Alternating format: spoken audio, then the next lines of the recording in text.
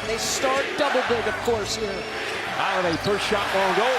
Josh Hart with the black eye and some stitches above grabs the first rebound. Karl Anthony Towns goes right at Horford. The running shot. Banker is good. What a tough shot from Karl Anthony Towns with the two bigs right around him. The ball moved just a little more. Mikal Bridges keeps his dribble alive. Nice reverse using that left hand. Yeah. You're okay to look ugly on those. 2-on-1. Brown gets it. Sidestep. Layup is good. You talk about defensive player. Brunson. Nice spin move. Jump up. Three-pointer off the mark. Rebound. Bridges. Back. Finds Bridges. Finds the corner. Finds the bottom. Brown drives on him. Gets inside. Over. Jaylen Brown comes right back. Gordon Brown. Step back. Long three-pointer. That's good. 2 for 9. Make that 3 for 10 for Brunson. Back to Anunoby. Great give and go. Towns gets another look. This one kicks it out. Bridges, his corner three. That's good. Shot won't go. Horford, offensive rebound. Brown spins, goes to that. Oh, nice crossover. Towns fakes. Towns drives. Towns fakes. Derek White sees the opening, drives inside. Horford. McBride against White, falling away. Bang shot in Boston. As Brunson gets inside and scores. Double team, gets it inside to Cornette. Cornette, count it. For the most, she was so proud of her son. Hart, meanwhile, hard on the drive, flips it up. And the Brown right with him, flips it up. Shot is good. Brunson drives at Derek White, floats it up. Shot. Brown a couple of fakes. Anunoby reaches in. Tatum out. They've got to give more. Brunson steps back. Brown lobs it in. And Holiday able to Brown in pursuit. Layup won't go. McBride right there. Towns gets it. Drives down a lane. Towns layup. Count it. What has been an explosive first half for the Knicks. Side to Towns. Lost it. Kicks it out. Corner three. Get more pressure on the Knicks. Anunoby gets the pass. Anunoby fakes. Drives. Gets inside. Shots. White lines up. And somebody's got to help pick up the slack score. That ball was kicked, but goes to Bridges. Bridges shot is. Brunson, step back, three-pointer. Got it. Aggressive basketball. Towns gets in. So aware as a cutter, like understanding what they... That franchise has been amazing. But that career-type game as Brown gets inside. Towns goes right at White, lays it up. Brunson trying to draw the foul. He does. Shot won't go. Another three. Punch has been so thorough as Pritchard knocks that one in. Pritchard still fighting, still battling. Has to go in the quarter. But as Shyman Brunson gets inside, flips game 5. Excellent game here in game 6. Shyman lets it go. And 17 years of experience. Barking out the instructions as Pritchard Hart back out Brunson, three-pointer. In a game earlier in this series. In the game, Anunoby steps back. Now he's at home since 1999. Banker. As we're past the halfway point. Position that you can take time off to laugh. The veteran is going to come into the game. He spots up. It's the side of the backboard. Cada, but it's impressive. For a long time, it still is a In the heart of Manhattan, under the iconic rafters of Madison Square Garden, a narrative unfolded that transcended mere basketball. The New York Knicks, long mired in mediocrity, orchestrated a performance that was both a statement and a symphony, dismantling the Boston Celtics 119-81 in Game 6 of the Eastern Conference semifinals. This victory not only propelled the Knicks to their first Eastern Conference Finals in 25 years but also signaled a renaissance in a city yearning for basketball glory. The Celtics, the defending champions, entered the game beleaguered. The absence of Jason Tatum, sidelined with a ruptured Achilles tendon, loomed large over the team, despite the valiant efforts of Jaylen Brown, who contributed 20 points before fouling out in the third quarter. The Celtics appeared disjointed and overmatched. Their shooting woes were evident, connecting on a mere 33% from the field and a paltry 21.1% from beyond the arc. Conversely, the Knicks exuded cohesion and purpose. Jalen Brunson and OG Anunoby each tallied 23 points, while Karl Anthony Towns added 21 points and 12 rebounds, breaking out of his postseason slump at a crucial juncture. Mikal Bridges contributed 22 points, and Josh Hart recorded a triple-double, the first for the Knicks in the playoffs since 1972. Their collective effort was a testament to the team's depth and resilience. From the outset, the Knicks imposed their will.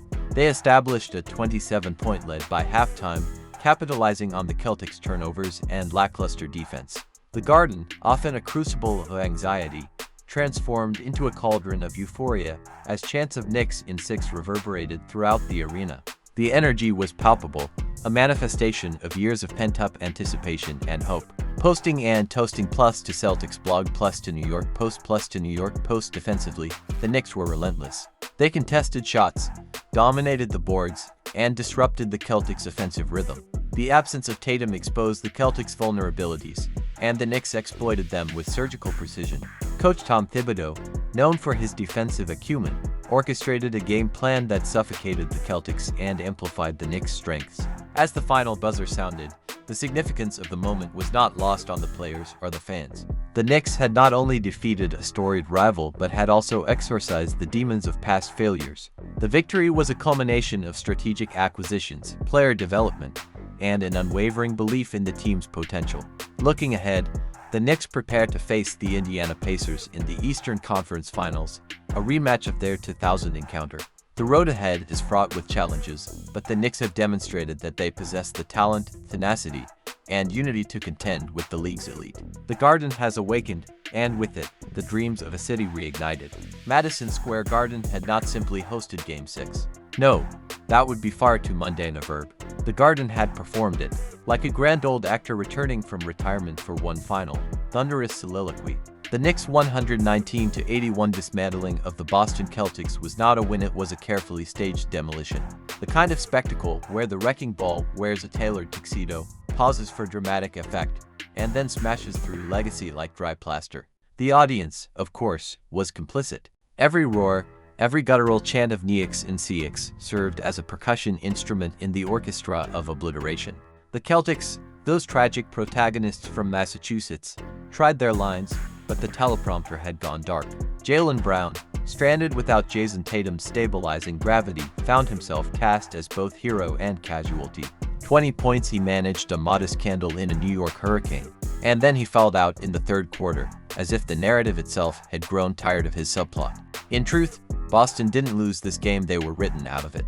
The Knicks authored the script, directed the drama, and brought their own spotlight. Jalen Brunson, that surprising leading man with the steady hand and the Broadway smile, didn't score for statistics, he scored for stage presence. His 23 points were delivered like Shakespearean monologues.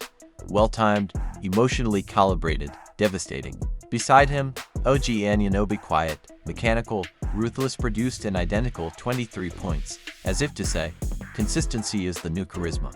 And then came Karl-Anthony Towns. Previously maligned, often brooding in the corner like a misunderstood poet, he emerged as a bellowing baritone. With 21 points and 12 rebounds, he wasn't just effective, he was emotionally resonant. One could sense the ghosts of his playoff past lifting off his shoulders like theater curtains at the end of Act I. Josh Hart, meanwhile, played the role of the avant-garde virtuoso. A triple-double, the first in the Knicks playoff universe since the twilight years of 1972, was not merely a feat, it was performance art. Rebounds gathered like lost children, assists delivered like handwritten letters, points scored like secret verses from a forgotten song. Mikal Bridges, the supporting actor who would be the star in any other show, slid in with 22 points, no drama. Just seamless transitions and elegant footnotes. He didn't so much cut through Boston's defense as slip between their delusions. Defensively, the Knicks were a Greek chorus of denial. They didn't allow baskets, they interrupted Boston's beliefs. Every possession for the Celtics felt like a seance in which no spirit arrived.